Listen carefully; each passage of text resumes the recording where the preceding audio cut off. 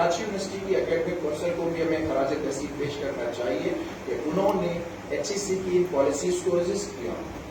یہاں پر ایک سوال یہ پیدا ہوتا ہے کہ یہ ایسوسیٹ ڈگری کیا ہے, یہ اس کا کیا کریکولم ہے, کون سا نصاب ہے, یہ کس طرح سے پڑھایا جائے گا, یہ BA, BCom اور BSc کو ختم کر کے ایسوسیٹ ڈگری میں کن مضامین کی تدریس کرے گی. یہ آرٹس, سائنس اور کامرس کے جو اسپیشلائزڈ سبجیکٹس ہیں, جو تخصیصی مضامین ہیں, یہ AD پروگرام انہیں کس طرح سے اپنے اندر سمجھے گا.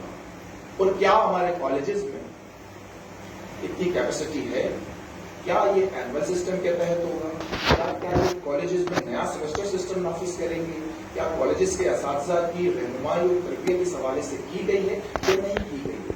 اور پھر بنیادی سوال یہ ہے کہ HSC ان پالیسیز کی تشکیل کس طرح سے کرتی ہے, یہ کن سے پوچھ کر کرتی ہے.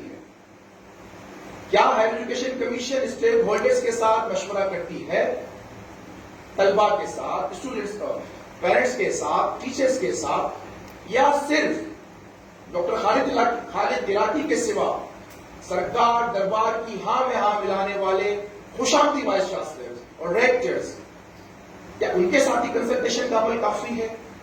وہ وائس چانسلر صاحبان جو HSC سے فنڈ حاصل کرنے کے لیے ان کی ہاں میں ہاں ملاتے ہیں, کیا وہ وائس چانسلر جو کنسلٹیشن کے عمل میں شامل تھے یا اس پالیسی کی مخالفت کر سکتے ہیں؟ نہیں. تو لہٰذا ضرورت اس بات کی ہے کہ اس 2 سالہ ڈگری والی تحریک کو دیگر لوگوں کے ساتھ جوڑا جائے. جیسے کہ ڈاکٹر ریاض نے کہا کہ یہ ایک بہت بڑی تحریک بنانی پڑے گی, کیونکہ یہ جو ایک نیو لبرل ایجنڈے پر تعلیم کے حوالے سے جو کام ہو رہا ہے, یہ سلسلے صرف یہی تک نہیں رکیں گے. ہماری اپنی یونیورسٹی میں جو کہ ماڈل یونیورسٹی آرڈیننس کی بنیاد پر قائم ہوئی ہے, یقین کیجئے کہ ایک ناکام ترین تجربہ ثابت ہوا ہے. ماڈل یونیورسٹی آرڈیننس کے تحت فیڈرل اردو یونیورسٹی اپنے اساتذہ دستوری اداروں کے لیے اپنے اساتذہ کے براہ راست انتخاب کے حق سے محروم ہیں. ہم اپنی اسٹیچوری باڈیز میں اس ماڈل یونیورسٹی آرڈیننس کی وجہ سے ہم ووٹ نہیں کر سکتے, ہمارے ٹیچرز مختلف پوسٹ پر الیکشن نہیں لڑ سکتے. تو ایک ناکام ترین تجربہ ہے ہائر ایجوکیشن کمیشن کی وہ ماڈل یونیورسٹی جو انتہائی بدترین ماڈل ہے. تو تمام اساتذہ جو بھی اس حوالے سے جو بھی فکر رکھتے ہیں, انہیں اس بات کو سمجھنے کی ضرورت ہے کہ آج جو یہ فورم اور پالیسی ڈبیٹ ہے, انہوں نے جس طرح کے اس مذاکرے کا اہتمام کیا ہے, اسے آگے چلنا چاہیے. آراء آتی رہیں گی, مخالفت میں بھی, حمایت میں بھی, لوگوں کے تحفظات بھی ہوں گے, لیکن ہمیں یہ سوچنا ہوگا کہ ان لاکھوں طلباء کا مستقبل کیا ہوگا. پاکستان کے اپنے مخصوص معاشی, سماجی اور تعلیمی صورتحال میں کیا ان پالیسیز کو نافذ کرنا ٹھیک رہے گا؟ ان لاکھوں خواتین کا کیا ہوگا جو پاکستان کے مخصوص ثقافتی پس منظر میں گھر بیٹھ کر بحیثیت پرائیویٹ امیدوار امتحانات دیتے ہیں, اور پھر سال کے آخر میں اپنے اماں کے ساتھ, ابا کے ساتھ, شوہر کے ساتھ, بھائی کے ساتھ دور دراز کے امتحانی سینٹرز میں جا کر ایگزام دیتے ہیں. ایک تو دور کے شہروں میں نہ تو کالجز ہیں اور نہ ہی یونیورسٹیز کا وجود ہے, اور بڑے شہروں میں اگر چند کالجز ہیں, چند یونیورسٹیز ہیں, تو ان میں بھی سہولیات نہیں.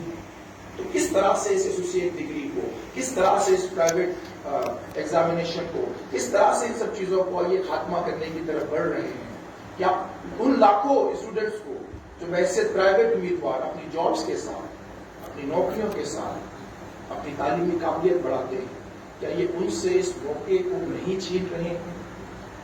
تو لہذا ہائر ایجوکیشن کمیشن ہر وہ پالیسی بنائے گی جو کہ ایجوکیشنل انڈسٹری کے گلوبل انویسٹرز کے مفاد میں ہوگا, اور اسی طرح یہ ریاست بھی ہر اس چیز کو ہم کو پیچھے ہٹانے کی کوشش کرے گی جو کہ ہمارا حق ہوگا. کیونکہ دنیا بھر میں اب ریاستیں تعلیم سے, صحت سے اور دیگر چیزوں سے آہستہ آہستہ پیچھے ہٹ رہی ہیں, اور ریاستیں یہ چاہتی ہیں پوری دنیا میں کہ یہ سب چیزیں پرائیویٹائز ہو جائیں.